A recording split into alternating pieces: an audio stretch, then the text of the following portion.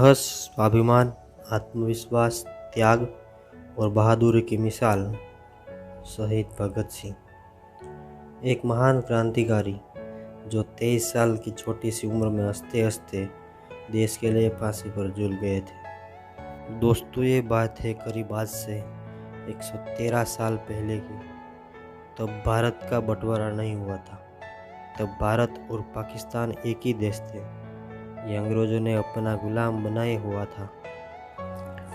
उस समय भगत सिंह का जन्म 28 सितंबर 1907 को पंजाब प्रांत के लायलपुर जिले के बंगा गांव में हुआ था, जो भी पाकिस्तान में है। पिताजी का नाम सरदार किशन सिंह और माता का नाम विद्यावती कौर था। भगत सिंह बचपन से बहादुर, साहसी और निडर थे। भगत सिंह ने अपनी देशभक्ति का पर्चा केवल 7 साल की उम्र में ही बता दिया था। वो एक बार अपने पिताजी के साथ खेत में जाते हैं। तब वो पूछते हैं कि तुम खेत में क्या करते हो। तो उसके पिताजी ने बोला कि हम अनाज बोते हैं, जिससे ढेर सारा अनाज उगता है। तो भगत सिंह बोले कि आप अनाज की जगह बंदूकें क्यों नहीं बोते, जिससे बहुत ढेर सारी बंदूकें होगी तो हम अंग्रेज़ों से सामना भी कर पाएंगे और हम अपना देश आज़ाद भी कर पाएंगे। तब अपने उसके पिताजी को लगा कि अपना बेटा देशभक्ति की राह पर चल रहा है। एक दिन ऐसा भी आया कि भगत सिंह के दिल और दिमाग को झकझोर के रख दिया। वो दिन था 13 अप्रैल 1919, जब भारत में एक क्रूर नरसंहार हुआ था। दोस्तों, ये घटना थी भारत के पंजाब प्रांत के अमृतसर के सुवर्ण मंदिर के पास जलियांवाला बाग में हुए हत्याकांड की, जिसमें अंग्रेज अधिकारी जनरल डायर ने रोलेट एक्ट के विरोध में हो रही सभा पर बिना किसी चेतावनी दिए भीड़ में खड़े हजारों बेकसूर निहत्थे लोगों पर गोलियां चला दी थी और इस घटना में 1000 से ज़्यादा लोग की मौत हुई थी।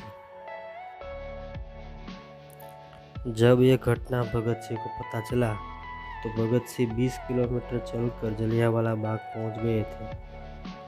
और वहां पहुंचकर जो नज़ारा देखा वो बहुत दर्दनाक था। तब से वो सब शहीदों का बदला लेने की ठान लिया था और खून से भरी हुई मिट्टी घर लेकर आए। और दोस्तों, उस वक़्त उसकी उम्र मात्र 12 साल थी। 5 फरवरी 1922, चौरी चौरा, गोरखपुर यूपी में एक जुलूस को पुलिस वालों ने रोकने पर लोगों ने पुलिस थाना को ही जला दिया, जिससे 22 पुलिस वालों की मौत हो गई थी। ये सुनकर गांधी जी ने, जो असहयोग आंदोलन चल रहा था, ये कहकर रोक दिया कि अपना देश अभी आज़ादी के लायक नहीं है। इसके बाद भगत सिंह को गांधी जी के उस पर भारी रोष आया और गांधी जी के अहिंसा का मार्ग छोड़ हिंसा के मार्ग पर चल दिए। उसने जुलूसों में भाग लेने का प्रारंभ किया तथा कितने क्रांतिकारियों को सभा में सभ्य बने। प्रमुख क्रांतिकारी में चंद्रशेखर आज़ाद, सुखदेव, राजगुरु इत्यादि थे।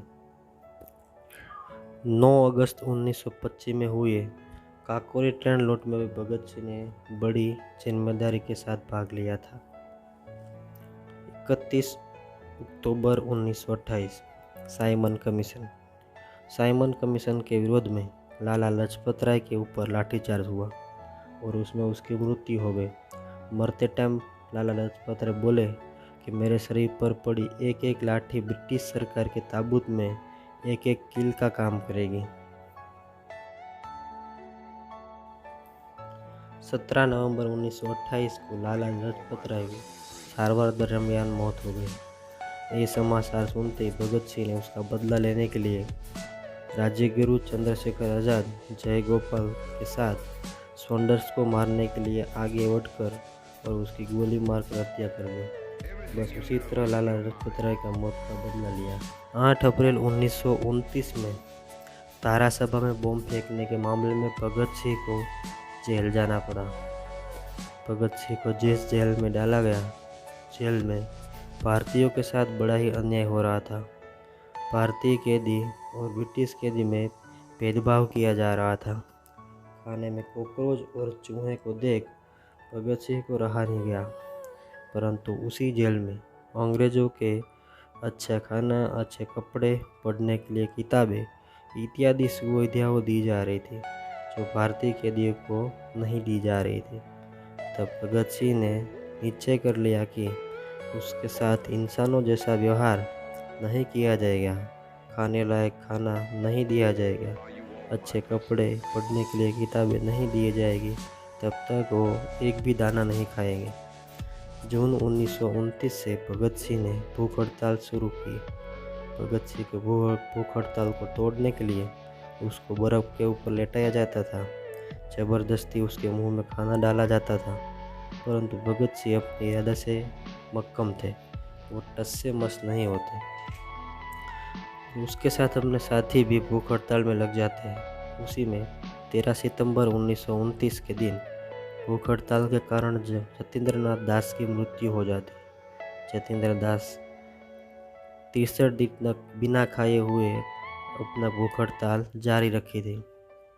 तब अंग्रेज़ों के घुटने टेकने पड़े और 5 अक्टूबर 1929 के दिन 116 दिन बाद भगत सिंह और बटुकेश्वर दत्त अपनी भूख हड़ताल खत्म करते हैं।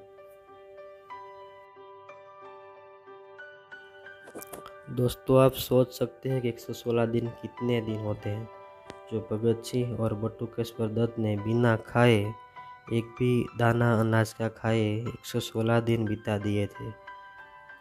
यह है अपने क्रांतिकारी जिसके कारण अपना देश आज़ाद हुआ है।